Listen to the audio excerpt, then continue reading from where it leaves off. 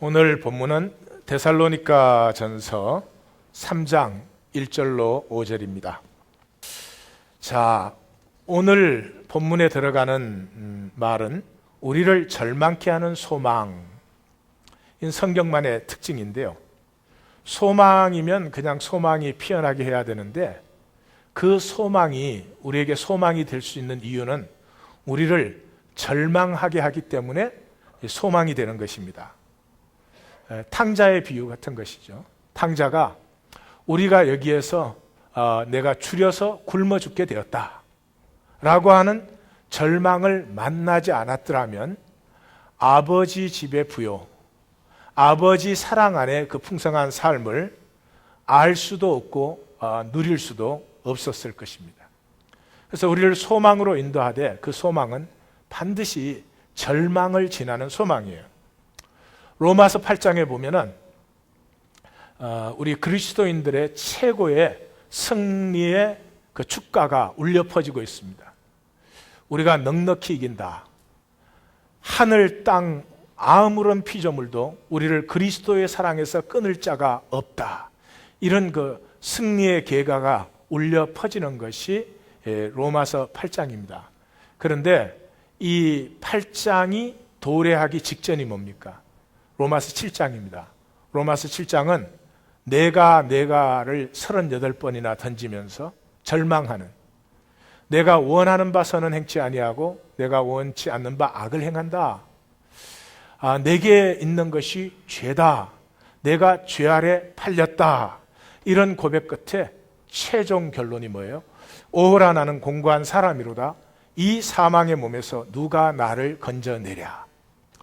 나에 대해서 절망하지 않은 사람은 그리스도 안의 소망을 결코 알 수 없습니다. 그래서 우리를 절망케 하는 소망, 이런 역설로 오늘 얘기를 같이 한번 나누어 보십시다. 먼저 구조를 보시면 데살로니가 전서는 편지들 중에서 가장 긴 감사를 가진 책입니다. 그래서 감사가 1장 2절에서 시작되어서 3장 10절까지 계속됩니다. 그 감사가 기니까 중간에 사도직 천명도 나오고 사도적 임재도 나오고 그런 것을 봅니다. 지금 우리는 사도적 임재를 적고 있는 부분을 보고 있는 것이죠.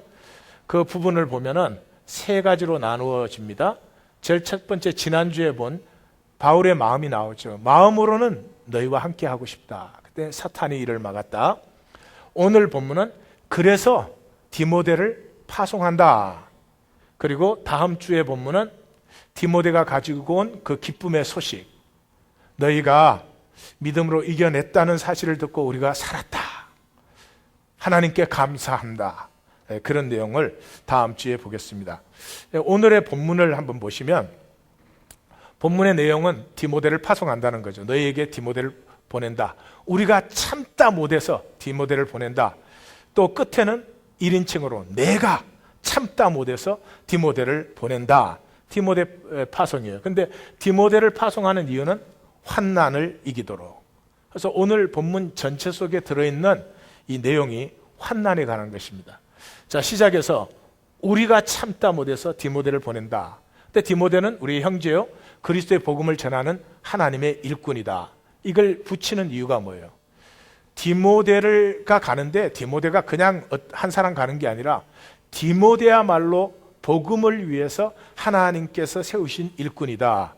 그러므로 너희를 환난 가운데서 격려하고 위로할 수 있는 자격이 있다 하는 걸 선포하는 거죠. 그렇게 하고 나서 2절 하부터 이는 너희를 디모데를 파송하는 것이 너희를 굳건하게 하고 너희 믿음을 위로하고, 왜? 너희가 지금 환난 중에 있기 때문에.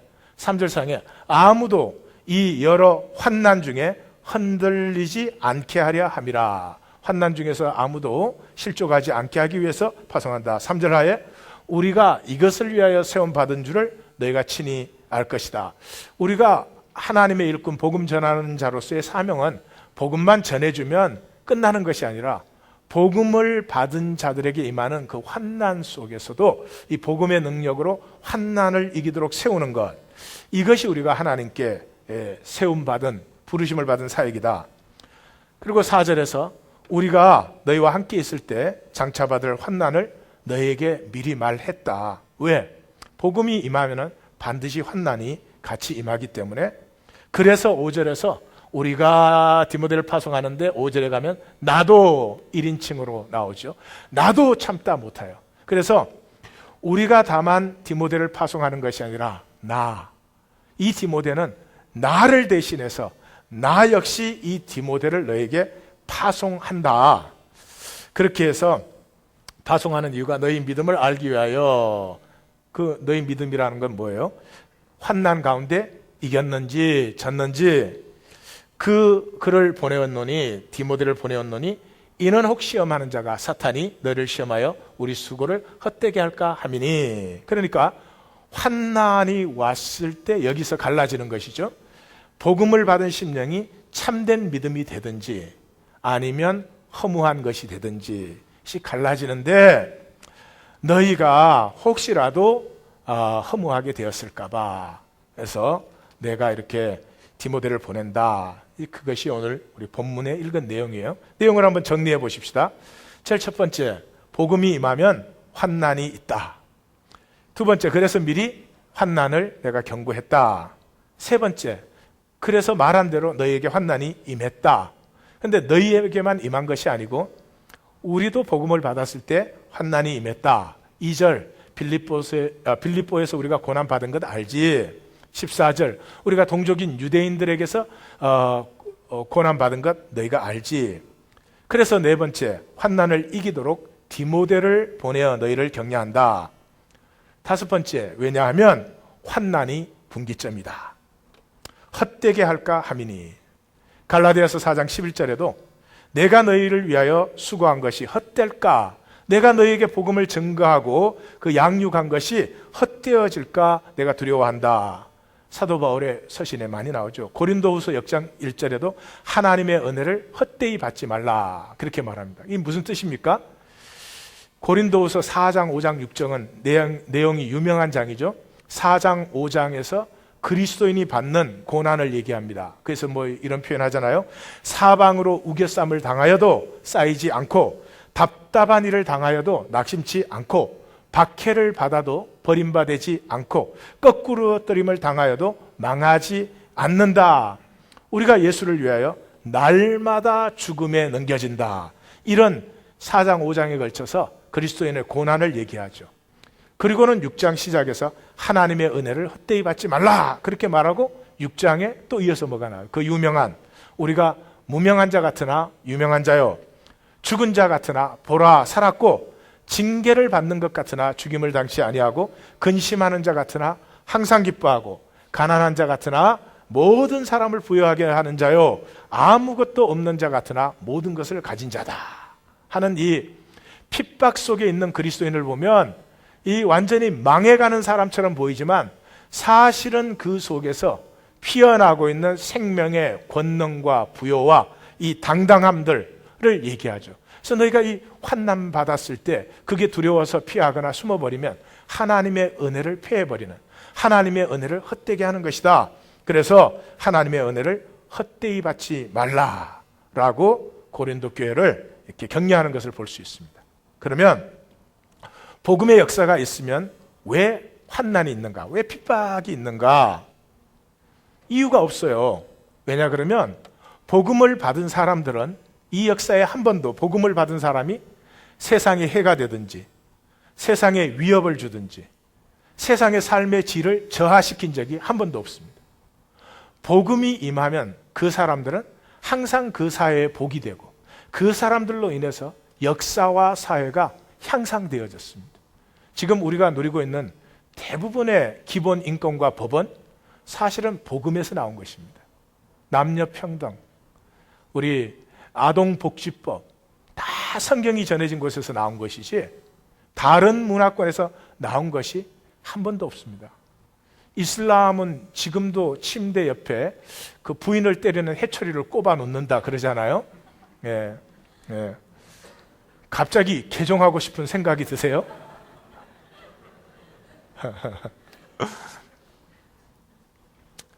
종교는 항상 그 시스템을 유지하는 데 관점이 있기 때문에 혁신이 일어나지 않습니다.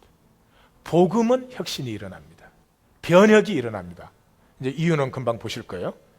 그러는데 이 복음을 받은 사람들이 역사에 한 번도 다른 사람에게 해를 입히거나 다른 사람에게 위협이 되거나 삶의 질을 저하시키지 않는데도 항상 세상은 이 복음을 가진 사람들을 해와 위협과 악으로 그렇게 간주했습니다.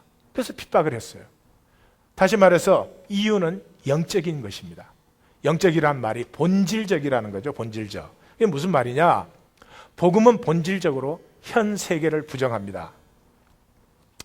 지금 이 세계 정죄와 판단이 가득하잖아요. 저는 이해가 안 돼요. 지금 우리가 살고 있는 이 세계 속에서는요, 학교 못 나오면 인간 취급을 안 합니다. 특별히 한국 분들은 더 이상해요. 대학을 안 나오면 핸디캡이 돼요. 대학을 안 나온 게 왜 핸디캡이 됩니까? 만약에 핸디캡이 돼야 된다면 대학을 나오고도 가치 없는 삶을 사는 게 핸디캡이 돼야지, 대학을 안 나온 게 왜 핸디캡이 되냐고요. 뿐만 아닙니다. 돈이 없어도 핸디캡입니다. 돈이 없으면 인간 취급을 못 받아요. 참 힘듭니다. 본인뿐만 아니라 자녀까지 힘들어집니다. 제 일생도 돌아보면 가장 많은 수치와 열등의식이 제 사춘기 때 생겼습니다. 그때 저희 집이 가장 어렵고 가난한 때였습니다. 열거하자면 한 달 내내 해도 부족하겠죠. 그 세상을 나의 세상으로 받아들여요. 우리가 그 세상 없으면 못 살 줄 알아요. 그 세상의 종노릇을 하는데 자원해서 합니다. 자원해서. 그 세상이 시키는 거라면 충성맹세합니다. 참할 수가 없습니다. 우리가 그 배척해야 될 세상 아닙니까? 이런 세상은 생명이 살 수 있는 세상이 아니다. 이런 세상에서는 진정한 사랑이 있을 수 없다. 우리가 왜 이런 세상에 살겠느냐? 나는 이 세상을 거부한다. 그래야 되지 않겠어요? 이 말도 안 되는 세상을 이 세상의 종노릇 하기 위해서 마음을 다하고 성품을 다하고 힘을 다해요. 그러고도 세상이 인정을 안 해주면 열등의식, 두려움, 수치, 그거 숨기고 아닌 척 하느라고 얼마나 고생을 하는지 몰라요. 복음이 뭐예요? 하나님의 나라를 선포한 거 아니에요. 하나님의 나라 그러면 종교적으로 생각하기 쉽지만은 예수님의 뜻은 하나님이 다스리는 나라예요. 하나님이 다스리는 나라에는 정죄와 판단이 없어요. 다 자기로 살 뿐이지. 나는 나로서 아름답고 너는 너로서 아름답지. 이래야 아름답고 저러면 아름답지 않고가 세상에 어디 있겠어요. 나무들을 보십시오. 여러분 꽃들을 보십시오. 여러분이 어느 꽃을 정죄합니까? 그렇지 않죠. 원래 하나님의 나라에 생명이 살게 돼 있어요. 그런데 이 세상 나라에 살기 때문에 얼마나 메마른 삶을 사는지 알 수가 없어요. 제가 우리 EM 멤버하고 이제 대화를 하나님 나라 얘기를 좀 하니까 목사님 그렇지만 열심히 공부해서 좀 직장도 좋은 직장 가지고 돈도 좀 벌고 뭐 그렇게 사는 거 아닙니까? 그래요. 맞지요? 지금까지 본 것도 그것밖에 없고 아는 것도 그것밖에 없고 그러죠. 그래서 제가 그렇게 물었어요. 제가 항상 좋아하는 피아노 연주를 또 예로 들었어요. 예, 피아노를 연주하는데 A와 B가 있는데 A와 B가 똑같이 연습을 했어요. 비슷한 기량이에요. 근데 A는 지금 다른 사람보다 콩쿠르에서 잘해야 되기 때문에 연주해요. 실수하면 안 돼. 다른 사람에게 반드시 이겨야 돼. 그래서 연주를 해요. B는 그냥 그 음악을 자기가 해석해서 이렇게 표현하는 게 너무나 기뻐서 연주를 해요. 그러면 두 사람이 연주를 했을 때 결과는 물어볼 필요가 없이 B의 연주 속에 훨씬 더 감동이 많이 들어있습니다. 왜? 자유하게 자기를 표현하니까요. A의 연주 속에는 실수하면 안 되는 두려움이 있죠. 상대방에게 이겨야 되는 집념과 욕망이 들어있죠. 감동 주기가 참 힘든 것이죠. 그래서 우리가 이 세상에서 경쟁 때문에 우리 자신이 개발도 되잖아요. 그렇죠? 그런데 착각이에요. 개발되지 않습니다. 경쟁 때문에 개발하는 것은요, 동기가 정죄와 판단이에요. 내가 다른 사람보다 조금이라도 잘나야지 정죄받지 않고 판단받지 않고 뭔가 그래도 조금 좋은 계급장을 달아야 인정을 받거든요. 그렇기 때문에 나가 개발되는 게 아니라 성경으로 말하면 겉사람이 개발되는 거예요. 겉사람. 속사람이 개발되지 않아요. 이번에 김연아가 2등하고 나에게 언제 은퇴하느냐고 묻지 마세요 라고 말하고 울었다고 그러는데 가슴이 아프더라고요. 예. 언젠가는 2등 합니다. 좀 빨리 왔지만 다음번에 또 1등 할 수도 있겠죠. 그렇지만 명확한 것은 김연아도 언젠가는 2등 해야 되고 언젠가는 대출전도 못하는 날이 옵니다. 얼마나 그 2등 한 것이 힘들었으면 언제 은퇴하느냐고 묻지 말아주세요. 가슴 아픈 일이잖아요. 정죄와 판단 때문에 열심히 하는 것은 열심히 하는 기술, 겉사람은 개발될지 모르지만 내 속사람은 오히려 억눌려요. 다시 말해서 세상에 인정받는 내 조건 만드느라고. 사람들에게 I'm fine. 뭐가 fine이에요? fine인 사람이 세상에 어디 있어요? 육체를 입고 있는 동안은 갈등 속에서 자라가는 것이지. 근데 그 I'm fine 하느라고 그 조건 만드느라고 실제 나는 버렸어요. 그래서 창세기가 우리의 삶을 어떻게 표현해요? 종신토록 땀 흘려 수고했지만 가시덤불과 엉겅퀴만 거두는 삶이 되었다.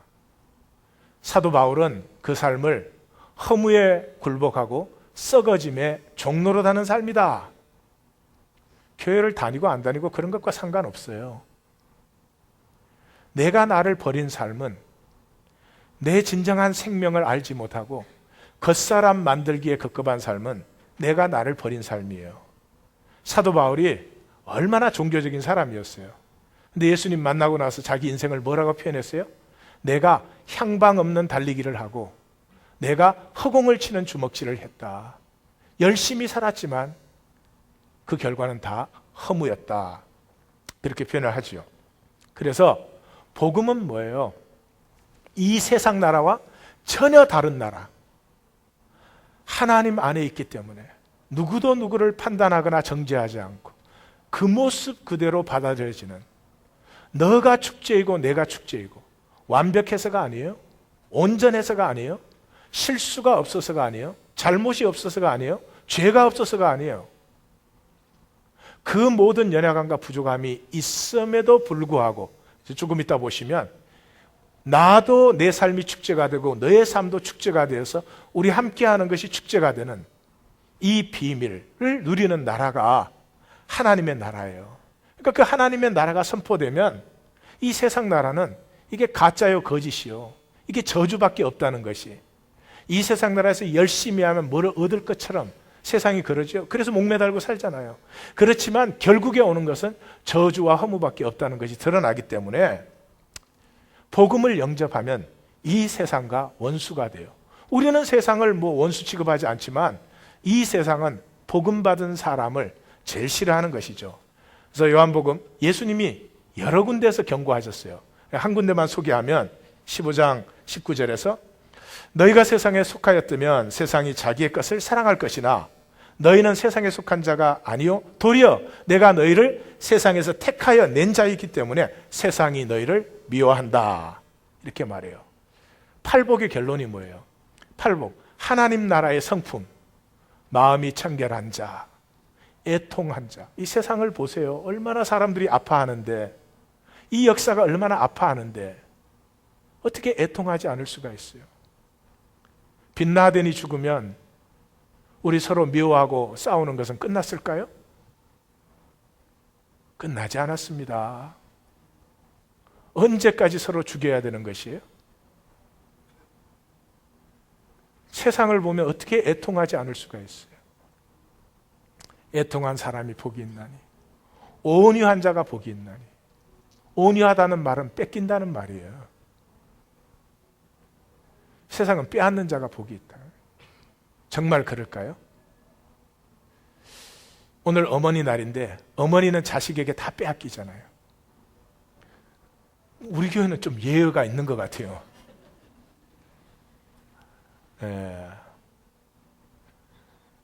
엄마들은 다 빼앗기잖아요. 자식 것 빼앗는 엄마 봤어요? 좀 힘들어요. 근데 누가 더 복돼요? 빼앗기는 엄마가 복되지. 빼앗는 자식이 복된 거 아니에요. 그 자식이 부모 되어서 뺏길 때 또 복된 거죠. 온유한 자가 복이 있나니. 이렇게 하나님 나라의 그 생명의 성품을 다 말씀하시고 총 결론이 뭐예요? 나로 말미암아 너희를 욕하고 박해하고 거짓으로 너희를 거슬러 모든 악한 말을 할 때에는 너희에게 복이 있나니 기뻐하고 즐거워하라. 하늘에서 생명 세계에서 본질 세계에서 너희 상이 큼이라. 너희 전에 있던 선지자들도 이같이 박해하였느니라. 이것이 팔복의 총 결론이죠.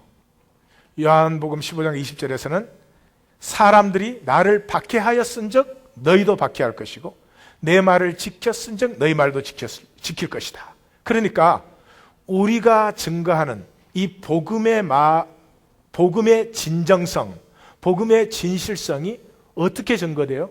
우리가 박해받을 때. 요즘 예수 믿는 사람들이 지겨워진 이유가 뭐에 있습니까? 진실을 얘기해. 손해는 안 봐. 이 사람 미치게 만드는 거예요. 예? 맞는 말을 하는 아버지. 근데 그 맞는 말을 자기는 살지 않아. 자식에게는 그렇게 살아라 그래. 이 자식을 미치게 하는 아버지죠. 요즘 교회 다니는 사람들이 그렇게 되었어요. 내 말을 지켰은즉 너희 말도 지킬 것이다. 근데 내가 핍박을 받았은즉 너희도 핍박을 받기 때문에. 우리의 말의 진정성은 그 말에 따르는 손해를 내가 진실로 감수하느냐. 손해는 감수하지 않아. 그리고 말은 진실이라 그래. 그건 하지 않는 것이 좋습니다. 요즘 로마서 8장 17절이 여러 번 나오는데 자녀이면 또한 상속자, 하나님의 상속자요 그리스도와 함께한 상속자니 우리가 그와 함께 영광을 받기 위하여 고난도 함께 받아야 된다. 영광의 길이 뭐를 통한다고요? 고난을 통한다고. 고난의 길이 영광의 길이라고. 여기에 이런 말씀이 좀 들어가면 좋겠어요. 그러나 혹간 예외가 있는데 하나님 교회는 예외니라.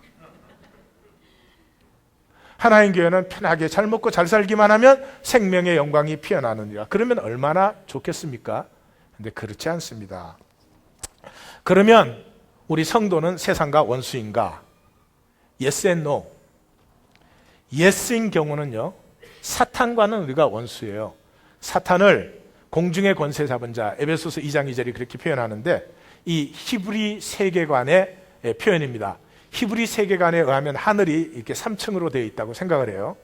우리 과학도 똑같이 생각합니다.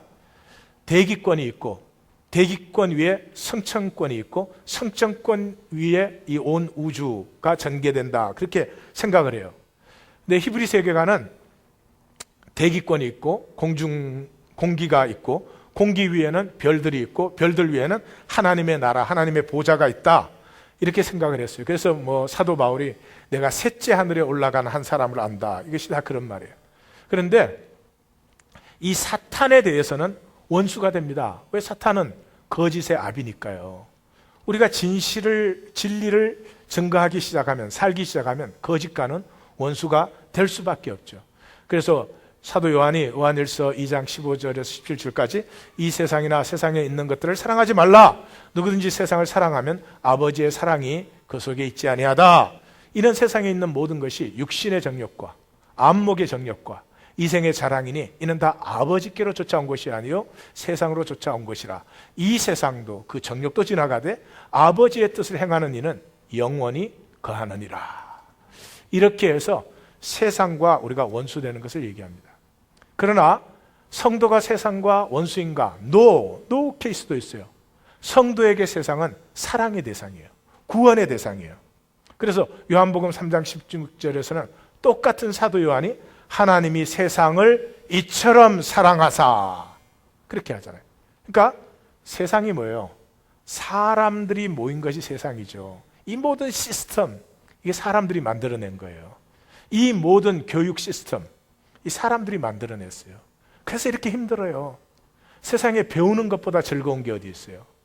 배움이 없으면 사람 살 수가 없어요. 하나라도 새롭게 배우니까 우리가 살 수 있죠.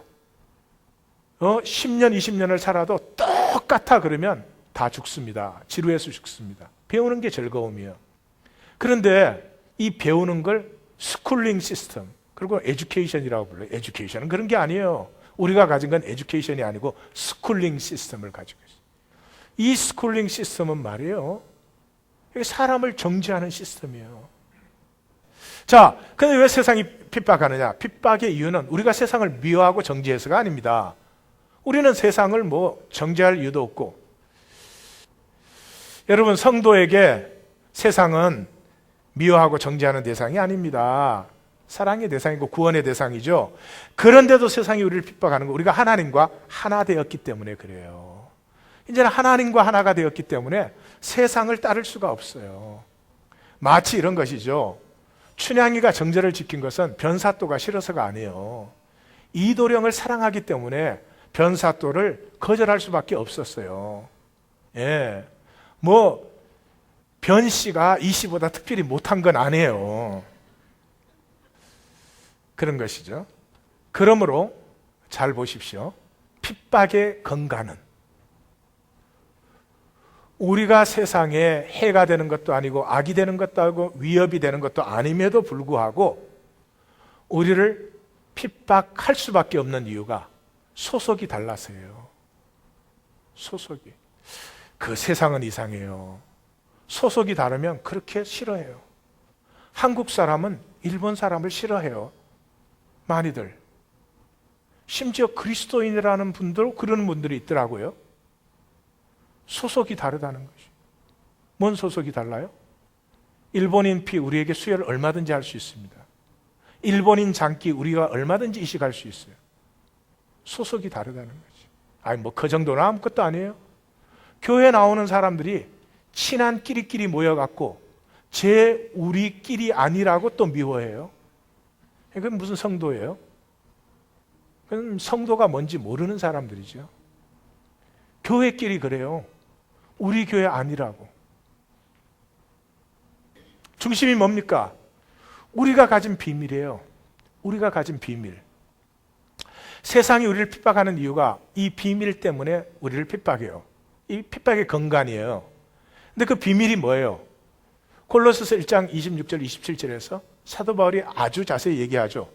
이 비밀은 만세와 만대로부터 오므로 감추어졌던 것인데 이제는 그의 성도들에게 나타났고 하나님이 그 성도들로 하여금, 그들로 하여금 이 비밀의 영광이 얼마나 풍성한 것을 이방인 가운데 이제 알게 하려는 것이다.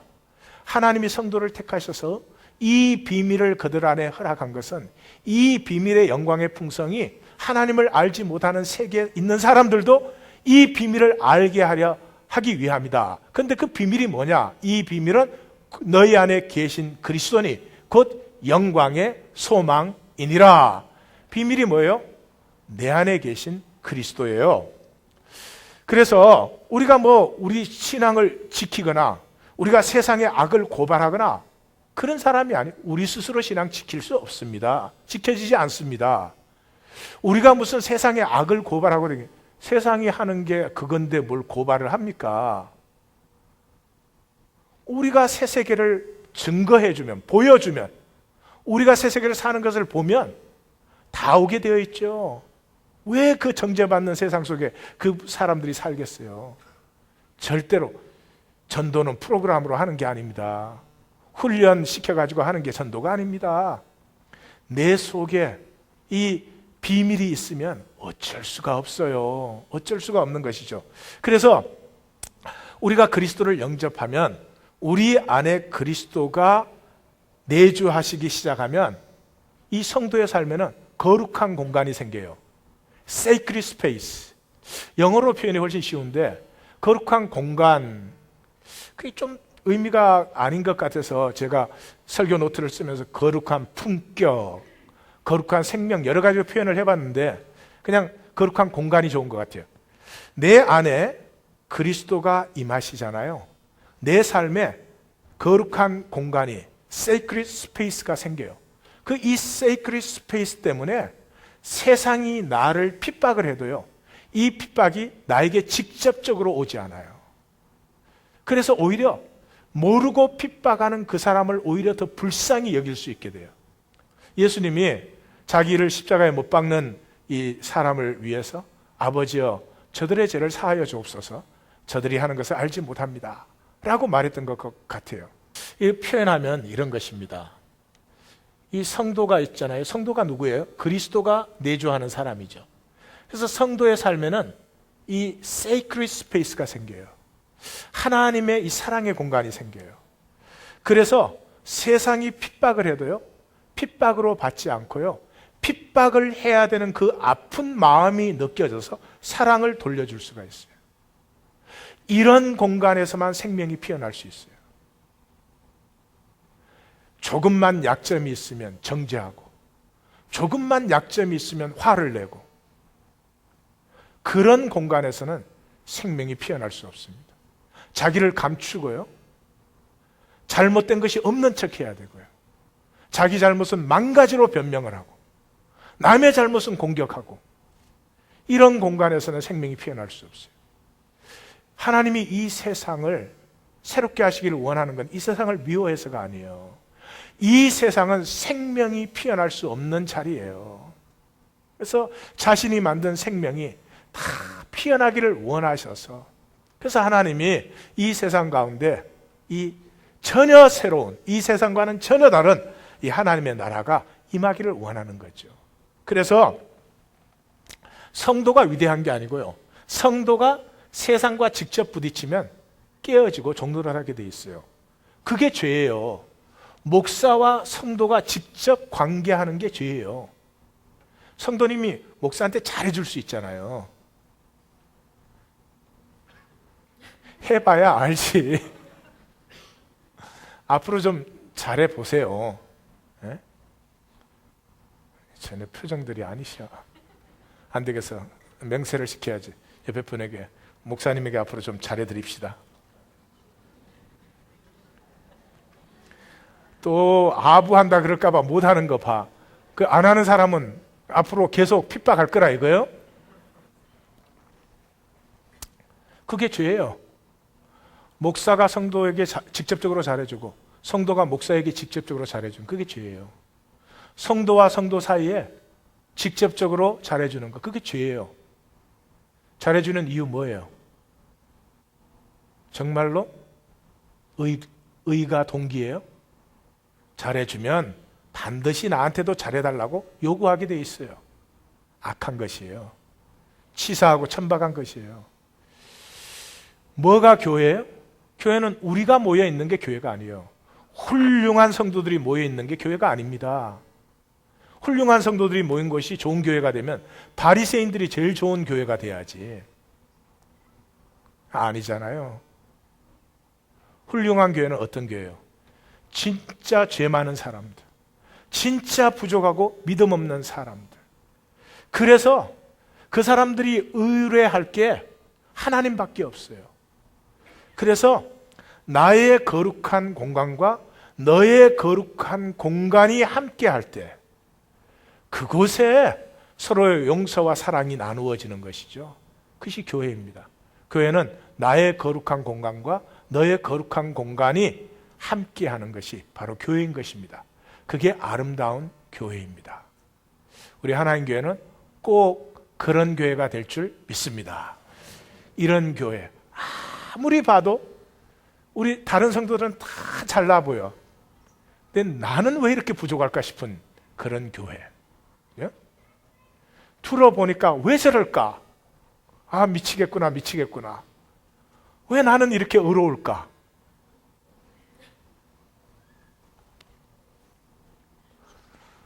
누구처럼 안 되는 그런 우리 하나님 교회가 될 줄 믿습니다. 그게 죄예요. 그게 창세기 3장이에요. 창세기 3장을 가면은 이러잖아요. 창세기 3장에 죄가 어떻게 나타나느냐 그러면요, 하나님의 소예요. 다시 말해서 하나님은 언제 어디나 계시는 분인데 어떻게 하나님을 소외시켜요? 그러니까 하나님을 소외시킨다는 말은 as if he is not, as if he doesn't exist, 그렇게 객관화시키는 것이 죄라 이 말이죠. 그러니까 하나님 안에서 살아야 되는데 하나님에 대하여, 오늘 우리의 신앙이 하나님 안에 사는 것이 아니라 하나님에 대하여 전문가들이 많아요. 하나님에 대하여. 네? 그래서 하나님은 소외시킬 수 있는 타자가 되는 거죠. 얼마나 편한지 몰라요. 하나님을 소외시키면. 네? 그래서 뱀이 그걸 이용하는 거죠. 뱀이 이렇게 묻잖아요. 여자에게 하나님이 참으로 너희에게 동산 모든 나무의 열매를 먹지 말라고 하더냐? 이건 누구한테 물어야 될 질문이에요. 하나님 말씀하신 것에 대한 질문이 하나님에게 하셔야죠. 하나님 그 자리에 계시잖아요. 하나님 모든 곳에 계시니. 하나님 동산에 있는 나무 열매 먹으면 안 돼요? 이렇게 하나님에게 물어야 되는데요. 하나님이 거기 계시는데 하나님을 슬쩍 제3자와 타자와 객관화시키고 여자한테 쓱 물어요. 그러니까 여자가 하나님을 객관화시킨 것처럼 인정하고, 여자도 그걸 원했겠죠. 그게 편하니까. 그래서 너희가 죽을까 하노라. 그리고 하나님이 하셔야 될 말을 자기가 하나님은 쓱 빼고 자기가 대답해요. 하나님을 빼는 게 참 편해요. 여러분, 이민 목회는 뭐 집에 일찍 들어와야 10시 반, 11시잖아요. 그러면 몸이 진짜 솜이 물을 먹은 것처럼 무겁습니다. 씻는 것도 귀찮을 때가 많아요. 그래도 씻고 그 다음에는 침대에다가 몸을 팍 던지면 얼마나 좋겠어요. 그때 하나님이 야, 나한테는 굿나잇 안 하냐 그래요.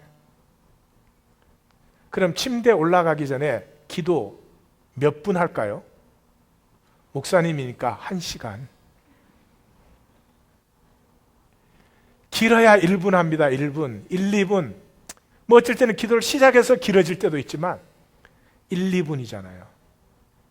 근데 그 1, 2분 기도가 얼마나 귀찮고 힘든지 몰라요. 안 했으면 좋겠어요. 근데 그 1분 하는 기도가 얼마나 큰 축복이에요. 요즘 내 연구하는 사람들은 잠자리에 들기 전에 좋은 생각을 하고 잠자리에 들면 다음날 깼을 때 에너지가 뭐 23%인지 27%인지 인크리스가 된대요.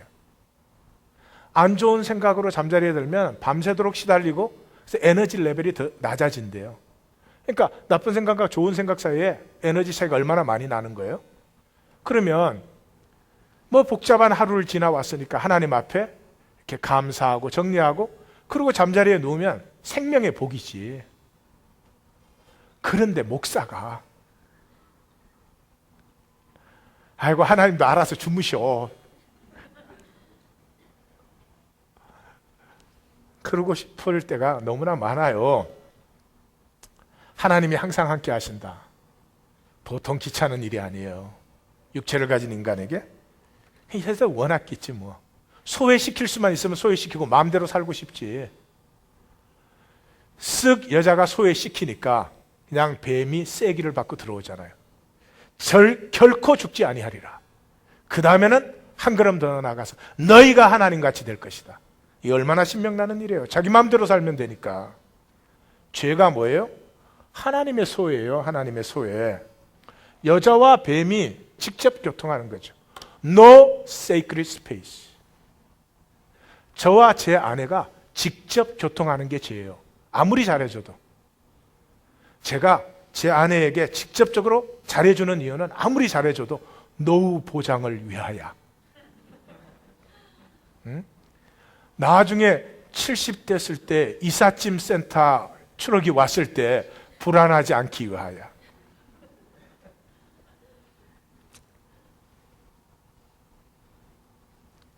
사랑은요, 그렇게 되지 않아요.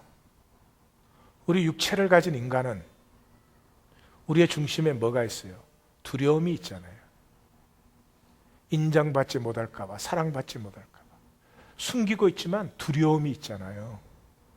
두려움에서 사랑이 나오지 않아요. 아무리 잘해줘도 사랑이 아니에요. 예.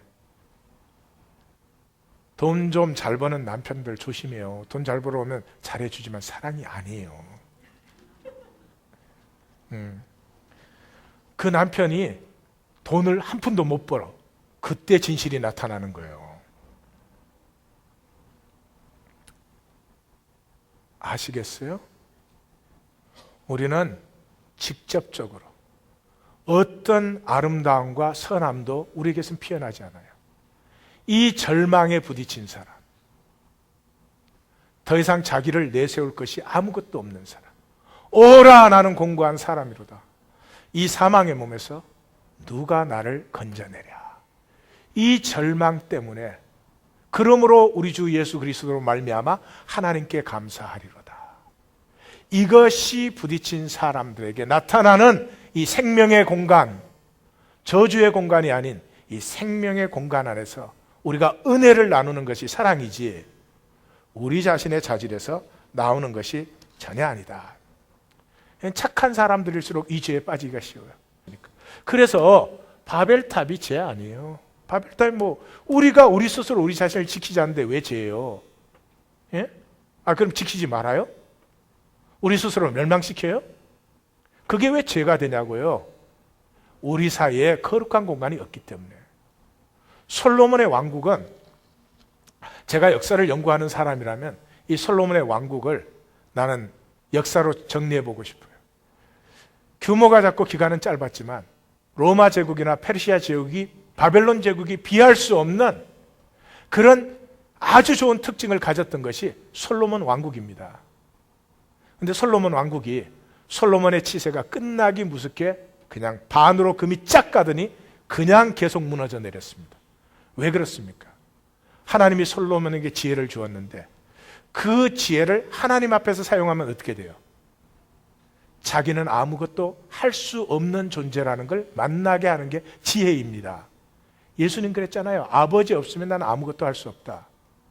근데 솔로몬이 그 지혜를 자기의 의로 썼습니다. 그것이 죄입니다. 거룩한 공간이 있어야 됩니다. 어떤 피조물의 생명도 스스로 어렵게 할 수도, 스스로 의를 세울 수도 없는 것입니다. 자, 그러면 마지막 질문으로 들어가십시다. 환난을 받아야만 참 신앙인가? 세상은 직접 교통을 원하니까. 내가 세상과 부딪히면 반드시 세상이 나를 컨트롤하게 됩니다. 내가 직접 세상에 부딪혀 세상을 이길 수 있는 사람 아무도 없습니다. 세상이 우리를 핍박하는 이유는 우리가 컨트롤이 안 되기 때문에 핍박을 하는 거거든요. 그래서 세상은 직접 교통을 원해요. 그런데 성도들은 이 하나님과 함께하는 거룩한 공간을 가지고 세상을 대합니다. 그러므로 질문이 바뀌셔야 됩니다. 질문은 그럼 복음을 받아들이면 반드시 핍박을 받는가가 아니라 바른 질문은 나에게는 하나님과 하나 된 거룩한 공간이 있는가? 내 심령에는 하나님의 통치, 하나님의 나라가 진정으로 임했는가? 내가 원하는 것은 세상적인 가치가 아니라 하나님의 가치인가 하는 것을 질문해야 됩니다. 예수님은 하나님 나라를 선포했습니다. 하나님 나라는 생명의 나라입니다. 다시 말해서 판단과 정죄가 없는 all in sacred space. 창세기 3장에 죄가 나오기 전에 마지막 결론이 뭐였어요? 벌거벗었으나 부끄러워하지 아니하였더라. 부족한 나, 죄악된 나, 연약한 내가 내 모습 그대로 전혀 부끄럽지 않아요. 하나님 나라 안에서는. 그 나로 자라고 있는 것이고 그 나를 통해서 생명의 의미가 가꾸어지고 있기 때문에 내 연약함이나 부족함을 감추거나 가리려고 하지 않습니다. 그것이 생명의 나라입니다. 그래서 생명의 나라는 축제예요. All life should be festival. 모두가 축제입니다. 쇠리로 살아도 축제입니다. 창기로 살아도 축제입니다. 그러나 미스테이크 하지 마십시오. 한 가지 컨디션이 있습니다. 창기로 사는 것 자체가 축제가 되는 것 아니고 세리로 사는 것 자체가 축제가 되는 게 아니고 성인으로 사는 것 자체가 축제가 되는 것이 아니라 모든 삶에 한 가지 컨디션이 있을 때 축제가 되어집니다. 그건 조금 뒤에 보겠습니다. 그래서 어떤 삶이든 축제가 되어야 되기 때문에 예수님이 그 향유 옥합을 깨트린 그 여인의 사건이 일어났을 때 복음이 전파되는 어디에서든지 이 여자의 이야기가 전파되게 하라, 기억되게 하라. 이 여인의 한 여인이 죄 중에 살다가 허무하게 사라진 것이 아니라 이 여인 역시 생명축제로 나온 생명축제의 아름다움을 보여주는 여인의 얘기로 나는 기억되기를 원한다. 이게 무슨 얘기입니까? 그 로얄 웨딩을 제가 이렇게 보면서 저는 그 가슴이 좀 아팠어요. 꼭 그 가난한 집 아이가 부잣집 아이 그 맛있는 거 먹는 걸 보면서 부러워하는 그런 자식을 보는 것 같은, 그 많은 사람들이 얼굴도 못 보는데 거기까지 가는 이유, 또 못 간 사람들은 TV로라도 보는 이유, 저에게는 참 조금 신기한 일이었어요. 근데 우리 성도님하고 난 참 이해가 안 간다 그랬더니 우리 성도님이 이러더라고요. 목사님, 사람들은 역사의 자리에 있고 싶어 하잖아요. 어쨌든 역사가 만들어지는 순간이니까 그 역사에 그때 그 가까이서 얼굴 볼 수 있는 사람 몇 사람밖에 안 되는데 얼굴을 못 봐도 거기 가는 그런 마음이 조금 느껴지는 것 같아요. 그러면서 동시에 로얄 웨딩이 역사의 자리가 아니고요, 진짜 역사의 자리는 어디가 역사의 자리예요? 신랑이 아픔을 넘어서서, 신부가 고난을 넘어서서 정말 사랑으로 하나 될 때, 그게 축제고 그게 진정한 역사의 자리지. 태어나다 보니까 자기는 거기 나는 여기, 그건 가짜 축제죠. 그건 진정한 축제가 아니죠. 잘 보십시오. 하나님께서 우리에게 생명나라를 선포했는데 우린 그거를 종교로 만들었어요. 왜 그래요? 종교는 세상에서 핍박받지 않으니까. 종교는 진리를 세상과 적당히 타협시켜서 세상도 좋고 나도 좋고, 세상에 있는 동안도 세상의 복 많이 받았으면 좋겠고, 죽은 다음에는 천당간이 또 좋고, 그런 것이 종교지. 우리가 만든 것이죠. 그러므로 종교는 세상에서 핍박받지 않습니다. 종교는 또 다른 종교를 핍박하기도 하죠. 소속이 다르다고. 그러면 어떻게 해? 종교를 버릴까요? 그럴 필요는 없죠. 본질이 회복되면 되겠지. 무슨 말이에요? 종교성. 인간은 여러 가지 성향을 가져요. 정치성, 문화성, 경제성, 예술성.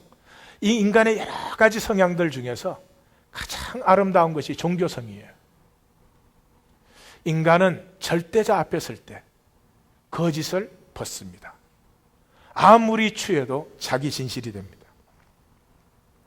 인간은 절대자 앞에 나아갈 때 비로소 자기의 허상을 다 벗습니다.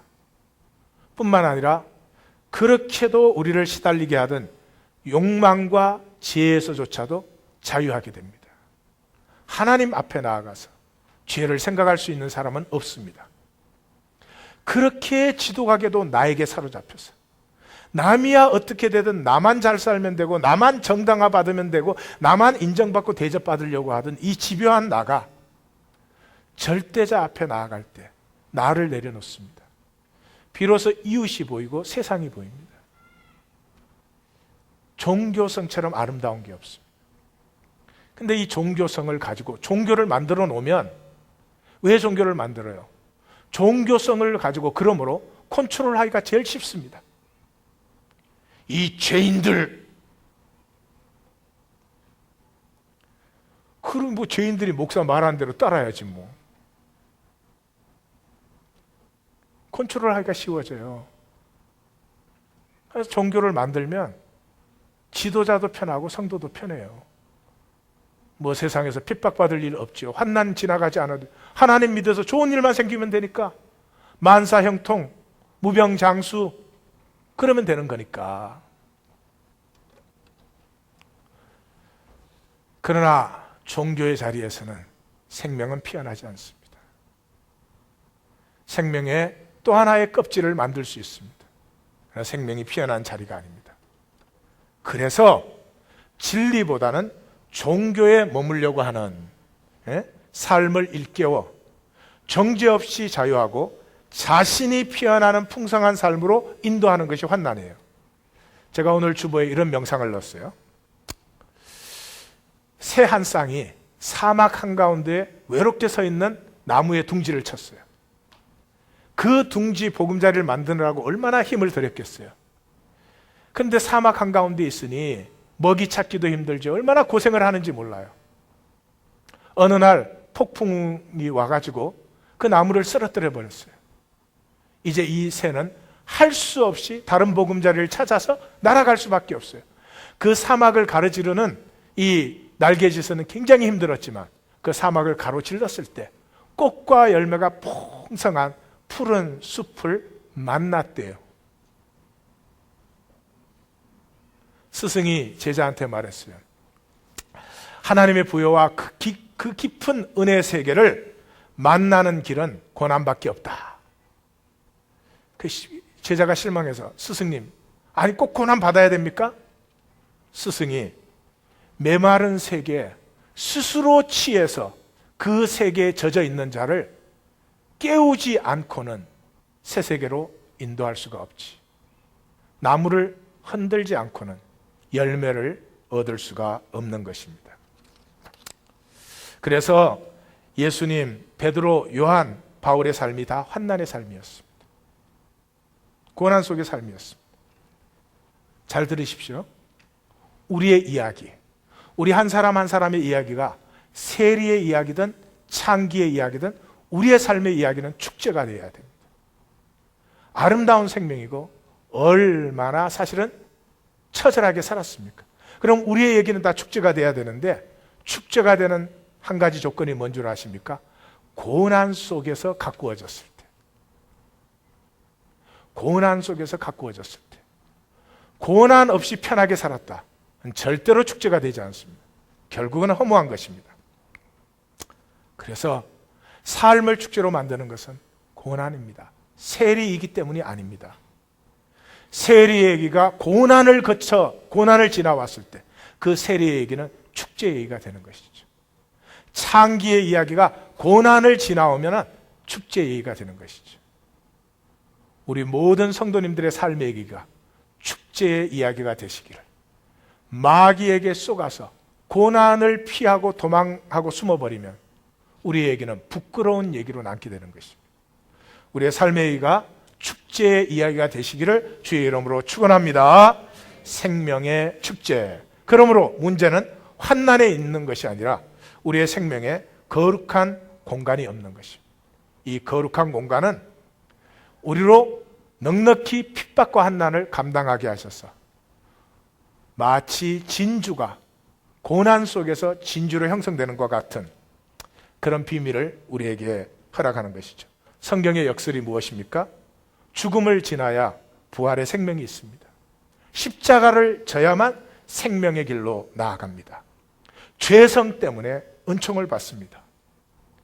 핍박하는 세상을 사랑하고 구원할 수 있는 이유가 내가 직접 세상을 대하기 때문이 아니라 나에게 절망했을 때 내게 임한 하나님의 은혜로 말미암은 거룩한 공간이 세상을 만나기 때문에 생존으로 살 수 있습니다. 고난을 끝까지 두려워하면서 피하고 숨는 생존으로 살 수 있습니다. 그러나 한번 생각해 보십시오. 복음 때문에 생명으로 살 수도 있습니다. 고난이란 다가오는 고생을 직면하는 것을 고난이라고 합니다. 고생 많이 한 삶이 고난받은 삶 아닙니다. 고생은 고난을 피하려고 도망치면서 힘든 게 고생. 고난은 고생이 왔을 때 내게 있는 거룩한 공간 때문에 그것을 직접적으로 정직하게 맞이해서 넘어서는 것을 고난이라고 합니다. 우리 성도님들의 삶에 한 분도 고생 때문에 생존하는 삶이 아니라 고난으로 생명 열매 맺는 삶이 되시기를 주의 이름으로 축원합니다. 나에 대한 절망 때문에 내게 임한 그리스도로 피어나는 이 역설적 삶을 이 세상에서 가장 잘 표현한 사람이 사도 바울입니다. 갈라디아서 2장 20절입니다. 내가 그리스도와 함께 십자가에 못 박혔나니 그런즉 이제는 내가 산 것이 아니요 오직 내 안에 그리스도께서 사신 것이라. 이제 내가 육체 가운데 사는 것은 나를 사랑하사 나를 위하여 자기 몸을 버리신 하나님의 아들을 믿는 믿음 안에 사는 것이라. 내 절망에 대해서 내가 죽은 자리에 진정한 나의 생명이 피어나는 이 비밀을 이보다 어떻게 더 아름답게 표현할 수가 있겠습니까? 성도님들의 삶의 비밀이 되시기를 주님의 이름으로 축원합니다. 기도하십시다.